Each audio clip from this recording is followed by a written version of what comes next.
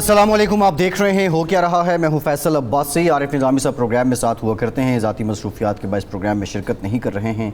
हमारे साथ स्टूडियोज़ में मौजूद हैं इरशाद अहमद आरिफ साहब, ग्रुप एडिटर 92 न्यूज़। बहुत शुक्रिया इरशाद साहब आपके वक्त का। इसके साथ साथ हमें ज्वाइन कर रहे हैं पाकिस्तान के सीनियर कानून साज़ हैं, कानूनदान हैं और इसके साथ साथ वज़ीर-ए-आज़म के मुशीर बराए पार्लिमानी उमूर हैं डॉक्टर बाबर अवान साहब। डॉक्टर साहब, thank you very much for joining us. आपसे गुफ्तगू करेंगे अफ़गानिस्तान की बदलती सूरत हाल और पाकिस्तान के अवाम भी यकीनी तौर पे इस वक्त ये नज़रें जमाए बैठे हैं कि जो हमारी पॉलिसी है वो क्या होगी, क्योंकि जो काबुल है उसकी अपने खासी कमज़ोर होती जा रही है। तालिबान जो हैं उनका असर रसूख और दीगर इलाक़ों में उनके कब्ज़े भी बढ़ते जा रहे हैं। इससे मुतालिक भी बात करेंगे। इसके साथ साथ जो सियासी डेवलपमेंट्स हैं, बिलावल भुट्टो साहब कश्मीर इलेक्शन की कैंपेन छोड़ के अमरीका चले गए हैं। आखिर ऐसा क्या हुआ कि उन्हें अमरीका जाना पड़ा, और इससे मुतालिक जो क़यास हैं उस पर भी आज के प्रोग्राम में बात करेंगे। बहुत इंपॉर्टेंट बात जो है वो हुकूमत और अपोजिशन के दरमियान एक पार्लिमानी जो राब्ताकारी है, जो एक वर्किंग रिलेशन है, वो किसी हद तक नज़र आ रहा है और इंतखाबी इस्लाहात पे बातचीत हो रही है। जो पार्लिमानी कमेटी बराए कानून साज़ी है उसकी मीटिंग भी हुई है और अब ये लग रहा है कि जो इलेक्शन रिफॉर्म्स एक मुद्दा था अपोजिशन के पास सियासत के लिए, अब वो भी एक तरह से ख़त्म हो जाएगा। डॉक्टर साहब से भी बात करेंगे, लेकिन इरशाद साहब बुनियादी एक सवाल है, हम आएंगे सब्सटेंस पे भी। अब तक जो डेवलपमेंट्स हुई हैं, इलेक्शन रिफॉर्म्स हो जाएंगी तो उसके बाद क्या शफाफ इलेक्शन का ख्वाब शर्मिंदा ताबीर हो जाएगा इरशाद साहब?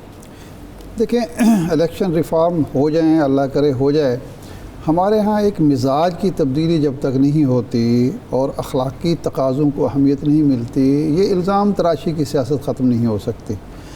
कुछ भी हुकूमत कर ले, कोई भी सिस्टम बना ले, उसके नतीजे में अपोजिशन को तो मुतमईन नहीं किया जा सकता। हमारे यहाँ जो मिजाज बन चुका है, लेकिन उसका फ़ायदा ये होगा कि अपोजिशन के नैरेटिव में जान नहीं रहेगी। आम आदमी जो वोटर है, जिसको मशकूक किया जाता है या तज़ब्ज़ुब का शिकार किया जाता है, मुख्तलिफ़ इल्ज़ामात लगा के जी इलेक्शन में ये हो गया वो हो गया, अगर वो टेक्नोलॉजी आ जाती है, फूल प्रूफ इंतज़ामात हो जाते हैं, तो अपोजिशन जो भी कहती रहे वो अवाम और वोटर यकीन नहीं करेगा और फिर आहिस्ता आहिस्ता वो कल्चर डेवलप होगा जो पूरी दुनिया में है कि जनाब वाला अपोजिशन कोई इल्ज़ाम भी लगाए तो लोग उस पर देखें। ये ट्रंप का जो इलेक्शन हुआ, कितना बड़ा एक वो पॉपुलर वोट उसने लिया था, एक पॉपुलर लीडर था, लेकिन जब उसने इल्ज़ाम लगाया तो उसको जवाब मिला टेक्नोलॉजी के ज़रिए और उन ठोस दलाइल से, जिसकी वजह से फिर लोगों ने कहा कि जी बिल्कुल ठीक है, उसको कबूल कर लिया। ये बहरहाल इसका फ़ायदा होगा। जी ठीक है। डॉक्टर साहब एक ब्रेक लेते हैं, एक ब्रेक। आपसे यही सवाल आपके सामने रखेंगे, हमारे साथ रहिए।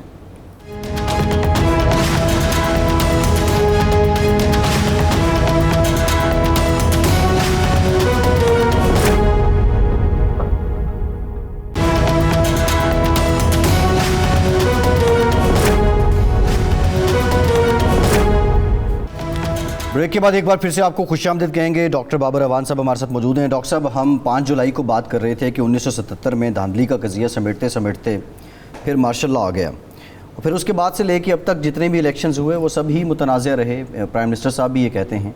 लेकिन बुनियादी सवाल ये है कि ये जो इलेक्शन रिफॉर्म्स आप करने जा रहे हैं, क्या इससे ये धांधली वाला बाब मुकम्मल तौर पे बंद हो जाएगा? और फिर इम्पॉर्टेंट बात जो है वो इस पर अमल दरामद कैसे होगा? क़वानीन तो पहले से भी कुछ मौजूद हैं।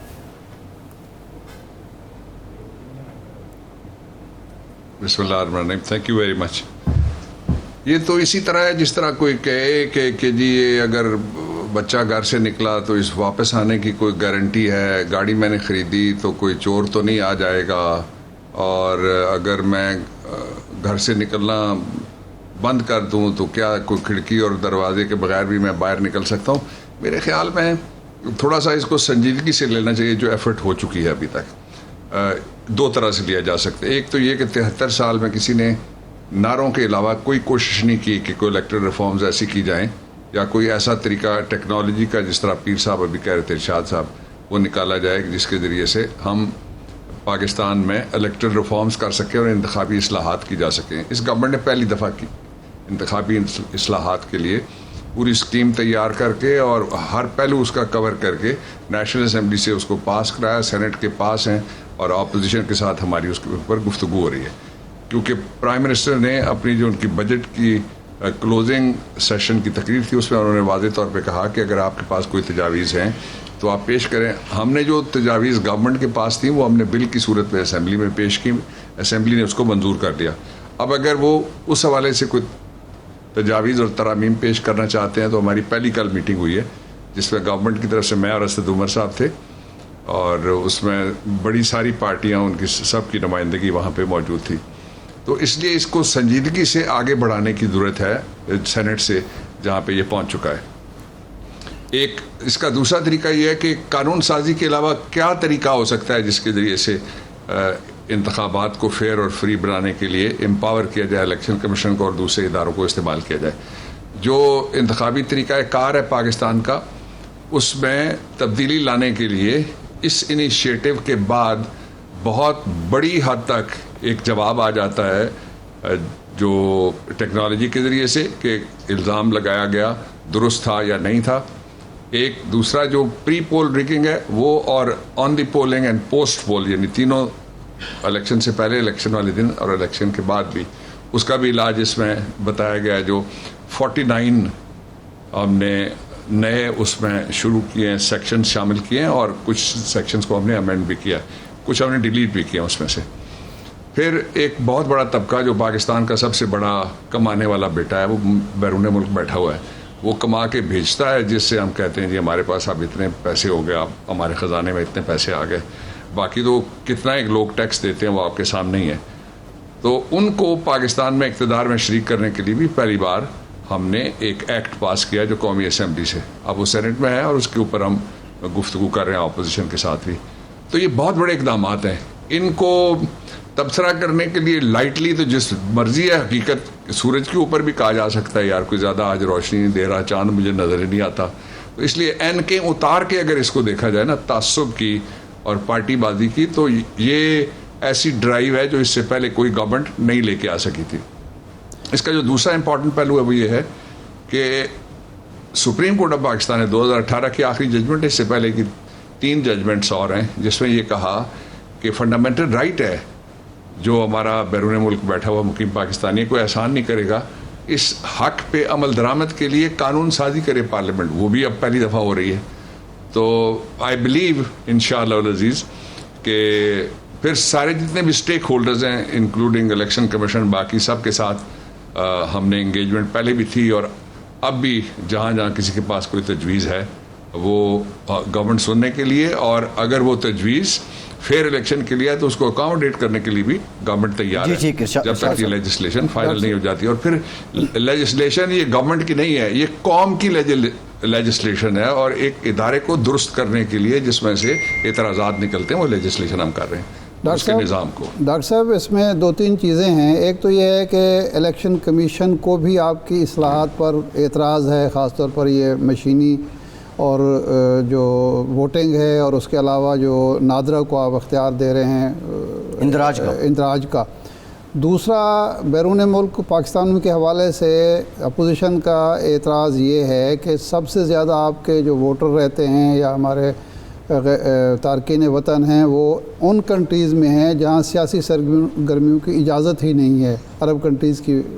وہاں یہ کام کیسے ہوگا، وہاں کس طریقے سے اجازت حکومتیں دیں گی نہیں دیں گی. اور تیسرا جو الیکٹرانک ووٹنگ کے حوالے سے ہے وہ یہ ہے نشان انگوٹھے کا مسئلہ ہے کہ ہمارے ہاں بینکوں میں یہ پرابلم پیش آ رہی ہے، بیرون ملک جب ایئرپورٹس پر یہ آتا ہے، اس کا حل آپ کے پاس کیا ہے؟ تو میرے خیال 2-3 جو اعتراضات ابھی تک سامنے آئے ہیں ان کا بھی آپ دے دیں کہ اس کے لیے آپ نے کیا کچھ سوچا ہے، خاص طور پر تارکین وطن جو عرب کنٹریز میں رہتے ہیں ان کو یہ موقع کیسے ملے گا؟ چلیے پہلے ان ملکوں سے ہم شروع کر لیتے ہیں جہاں پہ الیکشن نہیں ہوتے. وہاں امریکن امبیسیاں ہیں، سارے امریکن جو ہیں وہ اپنے الیکشن میں حصہ لیتے ہیں اور وہیں سے وہ ووٹ ڈالتے ہیں. یہ ووٹ ظاہر ہے آپ کو جلسے جلوس کے ذریعے سڑک پہ نہیں ہوں گے، اس کے لیے آئی ٹی کا استعمال کیا جائے گا، اور ہر جگہ پاکستان کی مشنز موجود ہیں اور ان مشنز کے اندر ہی اور یا ان کے بندوبست سے ہی ووٹنگ ہوگی. اس لیے یہ ووٹنگ تو میں نے آپ کو ایک ملک کی مثال دی کہ وہاں سے ہوتی ہے، اس لیے یہ کوئی مشکل مرحلہ نہیں ہے. وہ اپنے یہاں الیکشن نہیں ہونے دیتے، انہوں نے اپنے ان کے نظام ہیں, ان کے اپنے قوانین ہیں اور ان کا اپنا سسٹم ہے جس کا ہم احترام کرتے ہیں, لیکن وہ کبھی یہ نہیں کہتے کہ اگر کوئی اور ملک الیکشن کرانا چاہتا ہے اپنی کمیونٹی کے اندر تو ان کی ایمبیسی ایسا کام نہ کرے. دوسرا یہ کہ آئی ٹی کا اس میں استعمال ہوگا. آپ آئی ٹی سے آپ کا بڑا پرانا تعلق ہے.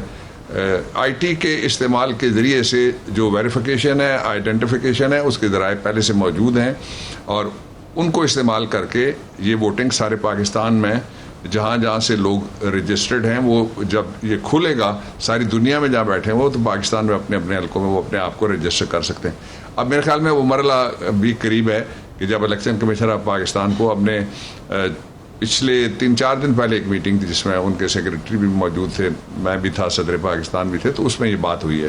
ایک اس پہ کام ہو رہا ہے. دوسرا یہ ہے کہ جو ای وی ایمز ہیں, الیکٹرانک مشینز, بھارت جیسا ملک آپ دیکھیں اور بھارت جیسی تقسیم آپ دیکھیں اور بھارت جیسی کمپوزیشن دیکھیں کہ وہاں 350 تو کوئی مذاہب ہیں, زبانیں اتنی ہیں جن کا حساب بھی کوئی نہیں ہے, اور اتنے تفرقے اور تفریق ہے جس کا حساب نہیں ہے. 32 علیحدگی کی تحریکیں چل رہی ہیں.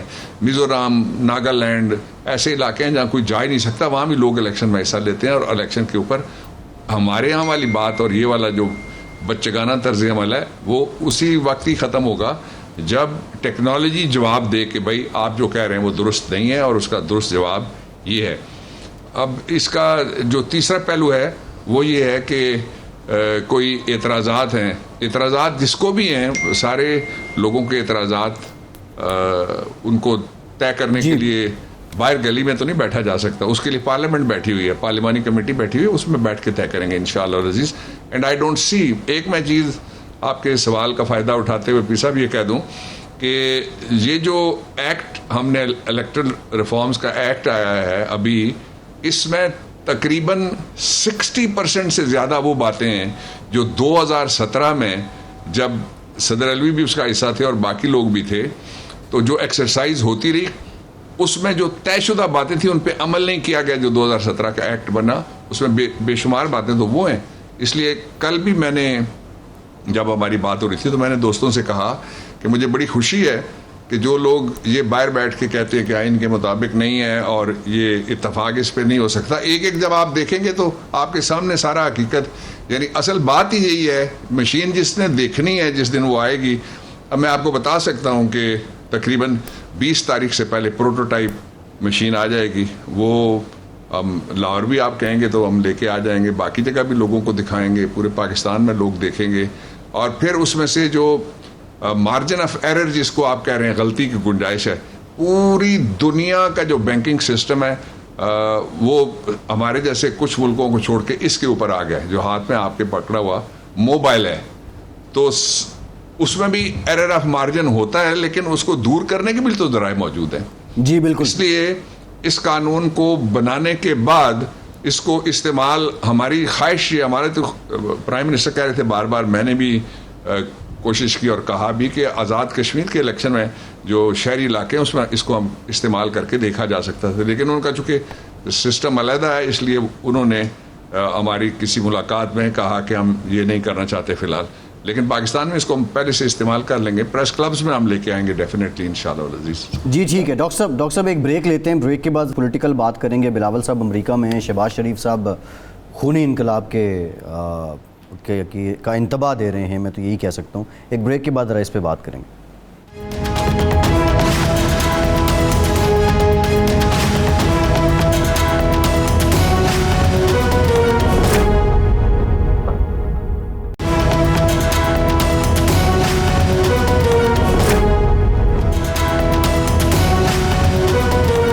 بریک کے بعد ایک بار پھر سے پروگرام میں آپ کا خیر مقدم کرتے ہیں. ارشاد صاحب, اپوزیشن نے تو پہلے دو ٹوک کہہ دیا تھا کہ بھائی یہ اصلاحات ہم نہیں مانتے, پھر یہ حکومت کا کریڈٹ تو ہے کہ انہوں نے ان کو میز پہ لایا. اب کل جو میٹنگ ہوئی, کل بڑے اچھے موڈ میں میٹنگ ہوئی ہے, ڈاکٹر صاحب اس میں موجود بھی تھے جو ہمارے پاس رپورٹ ہوا. لیکن یہ جو سیاسی اتنا زیادہ ارشاد صاحب جو شور تھا, اور بالخصوص اپوزیشن لیڈر جو تھے, اب وہ یہ قومی اسمبلی سے تو سینٹ میں معاملہ جا چکا ہے. اب فردر کیا ہوگا اس کو, اگر ان کی جو تجاوزات ہیں ان کو کیسے اکاموڈیٹ کیا جائے گا, یہ ترامیم ہوں گی، کیسے ہوں گی، قانونی طور پہ یا بل واپس لیے جا سکتے ہیں؟ یہ ارشاد صاحب ایک سوال ہے بنیادی. میرا خیال ہے یہ ہم ڈاکٹر صاحب سے پوچھتے ہیں. ڈاکٹر صاحب یہ جو شرط تھی اپوزیشن کی، جی پہلے یہ قانون سازی جو اسمبلی میں آپ نے کی ہے واپس لیں، پھر اس کے بعد مذاکرات ہوں گے. اب قانونی پوزیشن کیا ہے اور انڈرسٹینڈنگ کیا ہے اپوزیشن کے ساتھ کہ سینٹ سے یہ واپس آئے گا یا ترامیم اپوزیشن ترامیم پیش کرے گی یا یہ بل واپس لیا جائے گا سینٹ سے ریجیکٹ کرا کے قومی اسمبلی سے بھی نیا بل آئے گا؟ کیا قانونی اور عملی شکل کیا ہے؟ جی قانونی طور پہ بھی اور رولز آف بزنس کے مطابق بھی اور آئینی طور پہ بھی، اور کل جو ہمارا گفتگو کے بعد اتفاق رائے تھا وہ اس طرح سے تھا کہ ہم نے تو اپنا مائنڈ دے دیا، اب ہمارے بل ہیں، ہماری رائے وہی ہے جو بل پاس ہوئے. اپوزیشن کی جو رائے آئے گی اس رائے کے اوپر ہم گفتگو کریں گے. گفتگو کرنے کے بعد جہاں پہ اتفاق رائے ہوگا وہ ہم امینڈمنٹ کے لیے بھیج دیں گے سینٹ آف پاکستان میں، جہاں کمیٹی بھی کام کر رہی ہے اور سینٹ سے پاس ہونا ہے. وہ ترمیم وہاں پہ اکاموڈیٹ ہو سکتی ہے ہاؤس میں. ایک دوسرا یہ ہے اس کا پہلو کہ جو ان کی تجاویز ہوں گی جن پہ اتفاق رائے اگر نہیں ہوتا تو وہ بھی ہم کنوے کریں گے سینٹ آف پاکستان کو. یہ دوسرا اس کا طریقہ ہے. یہ ان دونوں باتوں پہ کل ہماری ڈیٹیل کے ساتھ گفتگو ہوئی ہے. اس لیے کوئی کسی جگہ پہ ڈیڈ لاک سامنے آنے کی کوئی صورت نہیں ہے اس سارے سیناریو میں. اس لیے کہ بیسکلی دو ہی، ایک اپوزیشن سائیڈ ہے، ایک گورنمنٹ سائیڈ ہے، اور اگر آپ کی طرف سے بھی کوئی تجویز ہو، قوم بھی اس پہ کوئی ہمیں لکھ کے بھیجنا چاہے تو پارلیمنٹری افیئرس کو بھیج دے اور ہم اس کو بھی غور کرنے کے لیے تیار ہیں. میں کہہ رہا تھا بریک سے پہلے کہ یہ قوم کے لیے ایک اصلاح کا انتخابات کے اندر بہت بڑا موقع ہے جو پہلی بار آیا ہے سامنے، تو اس کو ضائع نہیں ہونا چاہیے اور اس کو بھرپور طریقے سے دیکھیے. جو گورنمنٹ ہے، اپوزیشن ہے، اس کے علاوہ جو باہر بیٹھے ہوئے لوگ ہیں اور پوری قوم، اس کا اربوں روپیہ ایک الیکشن پہ خرچ ہوتا ہے. کروڑوں نہیں خرچ ہوتا، اربوں روپیہ ایک الیکشن پہ خرچ ہوتا ہے. تو اس کا نتیجہ کیا مزید جھگڑے کی صورت میں، عدم استحکام کی صورت میں اور جو بد زبانیوں کی شکل میں نکلنا چاہیے، یا لوگوں کے لیے بیسکلی جو پرائمری جاب ہے کسی بھی پارلیمنٹ کا ساری دنیا کے اندر وہ یہ ہے کہ وہ لوگوں کے لیے لیجسلیشن کرے، اچھے قوانین بنائے. تو اس کے لیے ماحول ہم تیار کر رہے ہیں کہ ان انتخابات کے ذریعے سے پاکستان کو آنے والے سالوں اور اشروں میں استحکام ملے گا انشاءاللہ. ڈاکٹر صاحب میرا خیال رولز بزنس میں بھی یہ بات ہے اور قانونی طور پر کیا یہ بہتر نہ ہوتا یا اب بھی بہتر نہیں ہوگا کہ اس بل کو، چونکہ اس سے عام آدمی کے حقوق کا تعلق ہے، ووٹر کے حقوق کا تعلق ہے، کہ اس کو وسیع پیمانے پر مشتہر کیا جائے، میڈیا کے ذریعے، اخبارات کے ذریعے، بار کونسل کو بھیجا جائے، باقی جو ادارے ہیں، اور ایک اپوزیشن پارلیمنٹ کے اندر تو کچھ کرے گی، باہر سے بھی تجاویز لے کے پھر ایک جامع قسم کا بل جو ہے سینٹ سے منظور ہو اور قومی اسمبلی میں بھی اس کو منظور کرایا جائے ترامیمی کے ساتھ. میں I am using 92's forum, میں آپ کے ذریعے سے کہہ رہا ہوں، سب کو دعوت دیتا ہوں کہ جو واچ ڈاگ ہیں الیکشن کی یا جو لوگ انٹرسٹڈ ہیں وہ ہمیں تجاویز بھیج سکتے ہیں. ان تجاویز کو ہم سیریسلی ایگزامن کریں گے. اور میں آپ کو یہ بھی بتاؤں کہ بیرون ملک پاکستانیوں نے ہمارے جتنے بھی ذرائع ہیں کمیونیکیشن کے بھرے ہوئے ہیں تجاویز کے ساتھ، وہ ہم سے زیادہ انٹرسٹ لے رہے ہیں. جو بیرون ملک مقیم پاکستانی، کچھ لوگوں کا خیال یہ تھا کہ وہ ملک سے دور ہے، سیاست میں انٹرسٹڈ نہیں ہیں. یہی لوگ جب جاتے ہیں تو گاڑی بھی ان کی استعمال کرتے ہیں، ایئرپورٹ سے کھانا بھی نہیں کا کھاتے ہیں، کئی ان کے گھروں میں جا کے رہتے ہیں، لیکن پاکستان واپس آتے ہی پتہ نہیں ان کو نظر لگ جاتی ہے دوستوں کو، کہتے ہیں جی کہ ان کو تو سیاست کا پتہ ہی نہیں ہے. اس لیے ڈاکٹر صاحب تحائف بھی لیتے ہیں، شاپنگ بھی کرتے ہیں، شاپنگ بھی کرتے ہیں، تحائف بھی لیتے ہیں. جی ٹھیک ہے. اچھا ڈاکٹر صاحب یہ تو بات ہے، اس میں کوئی غلط بات نہیں ہے. جی اچھا ڈاکٹر صاحب یہ تحائف کی بات تو ٹھیک ہے، لیکن شہباز شریف صاحب کہہ رہے ہیں کہ خود کو نہ بدلا تو انقلاب آئے گا، وہ بھی خونی. خالی انقلاب کی حد تک ہوتا پھر بھی بات کچھ سمجھ آ جاتی. آخر ایسا کیا کر دیا ہے آپ کی سرکار نے کہ خونی انقلاب کی وہ باتیں کر رہے ہیں؟ ویسے تو اس ماحول میں جب اتنا ایک ورکنگ ریلیشن نظر آ رہا ہے between government and opposition parliament کے اندر، تو یہ بات کرنے کی نوبت کیوں پیش آئی؟ یا ایک تو تاثر یہ بھی ہے کہ جو ایف آئی اے کی انکوائریاں چل رہی ہیں، کیسز ہیں، اس کو لے کر بھی شاید بیلنس کرنے کی کوشش کی ہے، یا واقعی اتنے حالات برے ہیں کہ خونی انقلاب ناگزیر ہیں؟ دیکھیں ان کے ناقد ان کو شو باز کہتے ہیں، اس لیے شو بازی کرنے دیں ان کو. فیصل آپ نے اب اتنا لمبا سوال پوچھا، آپ چھوٹا سوال دیکھیں نا، انہوں نے چھوٹے سوال سے قوم کو ہٹانے کی کوشش. چھوٹا سا سوال یہ 25 ارب روپے آئے کہاں سے آپ کے اکاؤنٹ میں؟ آپ دونوں کو بھی جو چیک ملتا ہوگا کسی اکاؤنٹ میں جاتا ہوگا، ہم لوگوں کو بھی جو چیک ملتے ہیں اکاؤنٹس میں جاتے ہیں. 1 روپے کوئی دوسرا آدمی اگر آ کے جمع کرائے اکاؤنٹ میں تو وہ آپ کو نوٹیفیکیشن آ جاتے ہیں 1 سیکنڈ میں. 25 ارب روپے جس آدمی کے اکاؤنٹ میں ہوں، وہ یہ کہے کہ میں گیا تو انہوں نے میرے ساتھ سوال کیے، تو سوال نہیں کریں تو کیا کریں؟ میں آپ کو ایک اور تھوڑا سا رن ڈاؤن دیتا ہوں. ایک اور دلچسپ چیز ہے، وہ بھی میں آپ سے شیئر کروں گا. کہ باپ کہتا ہے بیٹے کے پاس پوچھو، بیٹا کہتا ہے میں تو ملک میں واپس کوئی نہیں آؤں گا. بیٹے سے سوال کریں، وہ کہتے ہیں بیٹی سے پوچھو. بیٹی کہتی ہے میرے تو لندن میں کیا پاکستان میں کوئی اکاؤنٹس نہیں ہیں. یہ اتنا بڑا انہوں نے پاکستان کی لوگوں کے لیے انٹرٹینمنٹ کا سامان مہیا کر دیا ہے کہ اس کو کوئی بھی سیریس نہیں لیتا یہ جو بات کریں. پھر یہ کہ انقلاب لانے والے منی لانڈرنگ کے ملزم کبھی کوئی انقلاب لایا مجھے دنیا میں بتا دیں آپ. کوئی مفرور شخص ایسا جس کو سزا ہوئی ہو، بہانہ لگا کے باہر جائے، دوائی لینے کے لیے جائے اور گم ہو جائے جا کے لندن، وہ انقلاب وہاں سے لا سکتا ہے. یہاں سارے پاکستان کو، پوری گورنمنٹ کو، یہ بڑے بزدل لوگ ہیں. یہ بزدل لوگ ہر دور میں مقابلہ کرتے رہے. مجھے یاد ہے ایک دفعہ آپ کی ایک تنظیم تھی، پتہ نہیں اب بھی وہ ایکٹیو ہے یا نہیں. آپ نے مجھے بی بی کے زمانے میں جب یہ احتساب کر رہے تھے، میں بی بی کے کیس لڑنے کے لیے اور ان کے میاں کے کیس لڑنے کے لیے لاہور گیا، تو آپ نے وہاں جو ایک 5 ستارہ ہوٹل تھا وہاں سارے بلائے آپ نے، بڑے بڑے کالم نگار، وہ زمانہ G council of national affairs, G council of national affairs. Thank you very much. Exactly, اللہ آپ کا بھلا کرے. تو یہ ان حالات میں گزرے ہوئے، یہ تو جب احتساب کرتے تھے تو شہباز خود کہتے تھے کہ میں پیٹ پھاڑوں گا چاقو سے، اس کے بعد کہتے تھے گلے میں رسا ڈالوں گا، اس کے بعد کہتے تھے یہ جو کھمبا ہے اس کے ساتھ میں الٹا لٹکاؤں گا، اور اس کے بعد کہتے تھے پھر لاش کو میں گھسیٹوں گا. 5 شہروں کا وہ نام لیا کرتے تھے اپنی تقریر میں. تو اس وقت تو جو سارے کیسز ہیں، مثال کے طور پہ منی لانڈرنگ کے اور فیک اکاؤنٹس کے کیسز آئے کہاں سے؟ یہ تو پچھلے نواز شریف صاحب کے دور میں شروع ہوا. جو بشیر میمن صاحب تھے سپریم کورٹ آف پاکستان میں، جب یہ کیس پہلے دن سنا گیا تو میرا بھی ایک کیس لگا ہوا تھا اس کے 1 نمبر بعد میں، جب یہ کیس پیش ہوا اور سابق چیف جسٹس صاحب اس کو سن رہے تھے. تو یہ کیس تو ہم نے تو نہیں بنائے، اور یہ جو اثاثے ہیں یہ بھی تو ہم نے نہیں بنائے. پھر یہ ہے کہ پاکستان میں جو قانون ہے 47 سے ایک بنیادی قانون ہے، اس کو کہتے ہیں PCA 1947 prevention of corruption act 1947. اس کے سیکشن 3 میں لکھا ہوا ہے کہ کوئی شخص اگر اپنی حیثیت، تنخواہ یا معروف ذرائع آمدن سے زیادہ کی زندگی گزارے تو اس کو پوچھا جا سکتا ہے کہ تمہارے پاس اس کے ذرائع اور وسائل کیا ہیں. جی اچھا، انہوں نے 3 پیش کیے. ایک قطری خط تھا، اس سے پہلے انہوں نے کہا کہ ابا جی نے بڑی محنت کی تھی کمر باندھ کے. آپ کو یاد ہوگا تقریر جو یاد صادق صاحب اسپیکر تھے ان کے پاس نواز شریف نے کھڑے ہو کے کی as leader of the house. اور تیسرے ذرائع وہ کہتے ہیں کہ ہم خاندانی رئیس لوگ ہیں اور ہمارے خاندان کے اتنے پیسے ملک سے باہر چلے گئے. یہ کس انقلاب کی یا ان کے کہنے کے اوپر کون خون بہائے گا؟ نواز شریف کو پتہ ہے، وہ خود کہتے تھے کہ یہ مجھے کہتے تھے کہ قدم بڑھاؤ، پیچھے سے بھاگ جاتے تھے. یہ اتنے زبردست انقلابی ہیں کہ بھائی 8 گھنٹے ان کا انتظار کرتا رہا لاہور ایئرپورٹ کو، ان کو راستہ ہی نہیں ملا.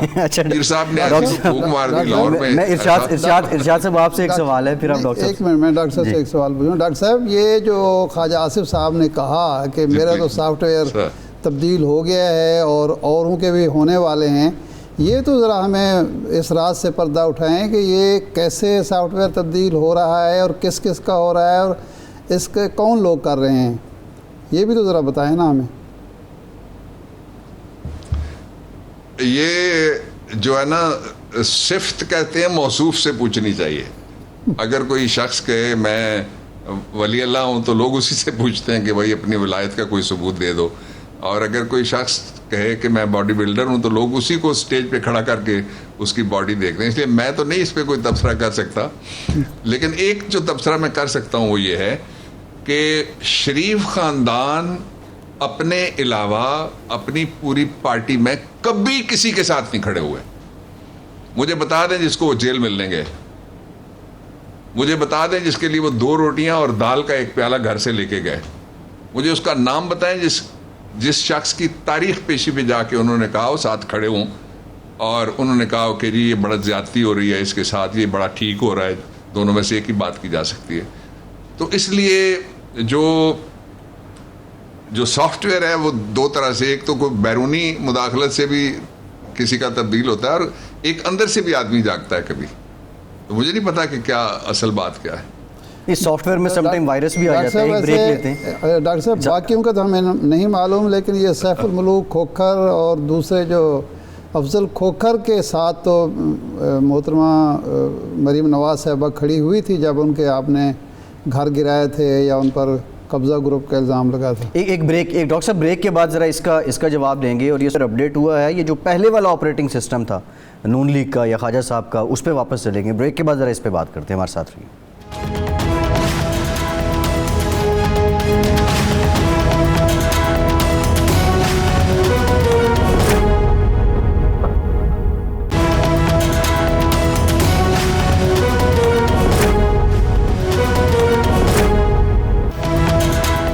بریک کے بعد ایک بار پھر سے آپ کو خوش آمدید کہیں گے. ڈاکٹر صاحب, ایک اور معاملہ ہوا جو آزاد کشمیر کے چیف الیکشن کمشنر ہیں, آج انہوں نے ایک فیصلہ دیا ہے جس میں وفاقی وزیر علی امین گنڈا پور صاحب جو ہیں ان کے خلاف مقدمہ دائر کرنے کا کہا. بنیادی ریزن یہ ہے کہ وہ سرعام پیسے تقسیم کر رہے تھے. ایک تو یہ علی امین صاحب کو سرعام پیسے تقسیم کرنے کی یا دینے کی ضرورت کیوں آئی الیکشن مہم کے دوران, اور دوسرا یہ جو فیصلہ ہے آپ سمجھتے ہیں کہ اس عمل کے بعد بطور قانون دان بتائیے کہ یہ جسٹیفائڈ ہے, یہی سزا بنتی تھی؟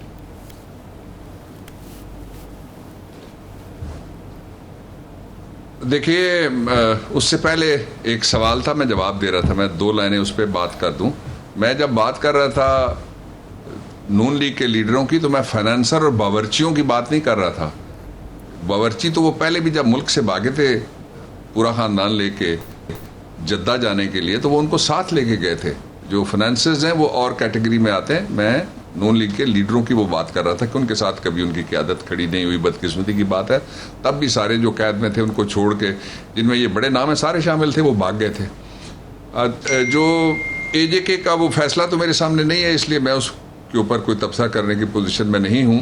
لیکن یہ ہے کہ وہ ایک سائڈ کو محروم کیا جا سکتا ہے اس طرح سے اپنی کمپین سے, اس لیے کہ علی امین گنڈا پور صاحب جو ہیں وہ election fair, free, transparent in accordance with law ہونا چاہیے. تو وہ کر رہے ہیں وہاں پہ کمپین لیڈ, تو وہ کمپین لیڈ کرنے دیں انہیں, وہ ریلیونٹ ان کے پاس پورٹ فولیو بھی ہے. تو میرا یہ خیال ہے کہ اس طرح سے ایک برا تاثر جائے گا اس طرح کے اقدام اگر کوئی ہوتا ہے تو اس سے کہ جی ایک سائڈ کو محروم کیا جا رہا ہے اور دوسری سائڈ وہاں پہ گالیاں دینے کی ان کو اجازت ہے, کوئی پوچھنے والا نہیں ہے. کیا کیا لفظ انہوں نے استعمال نہیں کیے, کیا کیا اشارے وہاں نہیں ہو رہے الیکشن کمپین کے اندر, کدھر کدھر پاکستان کے جو گورنمنٹ ہے اس کے حوالے سے اور انڈیا کی گورنمنٹ کی فیور کی کیا کیا گفتگویں نہیں ہوئی. یعنی جب بارڈر پہ مقبوضہ کشمیر جو بھارتی ہے اس کے کھڑا ہو کے کوئی شخص یہ کہے گا کہ فلاں فلاں فلاں فلاں جو الزامات لگتے ہیں تو اس کا تاثر کیا پیدا ہوگا وادی جموں کشمیر میں, یہ سب کو پتہ ہے. ایک دوسرا یہ ہے کہ جو وہاں پہ کمپین ہو رہی ہے وہ ایک سٹنگ گورنمنٹ ہے جس کی موجودگی میں وہ کمپین ہو رہی ہے. وہ گورنمنٹ 5 سال نون لیگ نے چلائی, اس سے پہلے دوسری پارٹی جو برسر اقتدار تھی وہ 5 سال رہے. تو ان کو تو اپنے اگر اتنے ہی انہوں نے کام کیے ہوئے ہیں, اتنی انہوں نے خدمت کی ہوئی ہے لوگوں کی, اتنی انہوں نے زیادہ ناز برداریاں کی ہوئی ہیں, تو ان کو تو فکر کرنے کی ضرورت ہی کوئی نہیں ہے. تو پاکستان کے لیڈرز جتنے بھی وہاں پہ جا رہے ہیں کمپین پہ, سب سے یکساں سلوک کیا جانا چاہیے. اور یہ تاثر بڑا برا ہوگا کہ ایک پارٹی کو امپیئر کیا جا رہا ہے اس کی کمپین کو. اور وہاں ایک غیر ذمہ دار آدمی نے یہ بھی کہا مراد سعید صاحب کو میرے حلقے میں آ کے دکھا دو. تو یہ کیا کوئی ان کا کوئی مقبوضہ علاقہ تو نہیں ہے نا, ایک خاندان جو وہاں پہ دعوے دار ہے.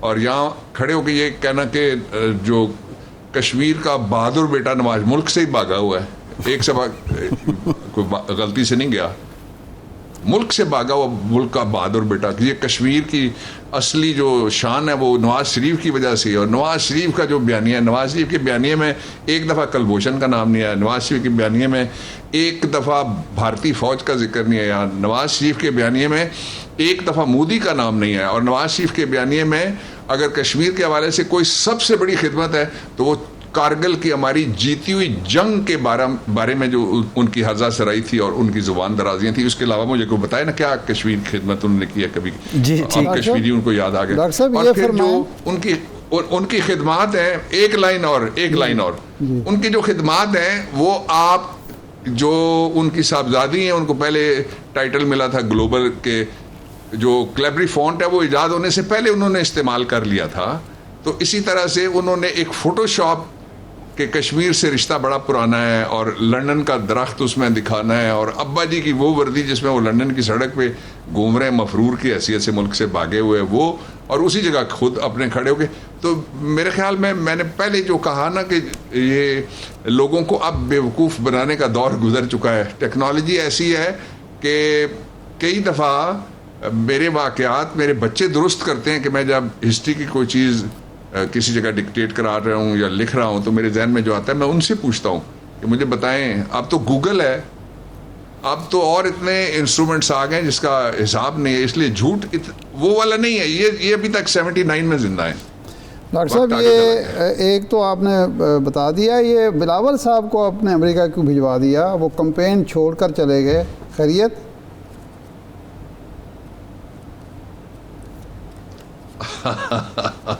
دو باتیں ہیں جو شہر اقتدار میں گردش کر رہی ہیں, مجھے ذاتی طور پہ تو نہیں پتا. وہ کیا ہیں؟ اور ان میں سے پہلی بات یہ ہے کہ کوئی سی وی ساتھ لے کے گئے ہوئے ہیں. اچھا. اور جو دوسری بات ہے وہ یہ لوگ کہہ رہے ہیں کہ کوئی پراپرٹی کی ٹرانسفر کا کوئی معاملہ ہے. یہ شہر اقتدار کے اندر جو لوگ کہہ رہے ہیں, مجھے ذاتی طور پہ تو کچھ علم نہیں ہے. یہ جو آپ نے کیس بنایا ہے, بز ورڈ میں نے آپ کو سنا دی, یہ جو کیس بنا ہے نیا زرداری صاحب نیو یارک کی پراپرٹی کا, یہ وہی اس کی ٹرانسفر کا ایشو ہے؟ I don't know. میں نے جو چونکہ ہیر سے ہے اس لیے میں کامنٹ نہیں کر سکتا, لیکن یہ چونکہ بز ورڈ ہے اس شہر میں اس لیے. لیکن دیکھیں نا کتنے اچھے لگ رہے ہیں وہ سڑک پہ بیٹھے ہوئے جو ہمارے لیڈر ہیں, دوڑ کے جس طرح شہباز شریف لندن کی سڑکوں میں اکیلے پیچھے سے ہارن بجتا ہے اور تیز رفتاری سے وہ بھاگ جاتے ہیں.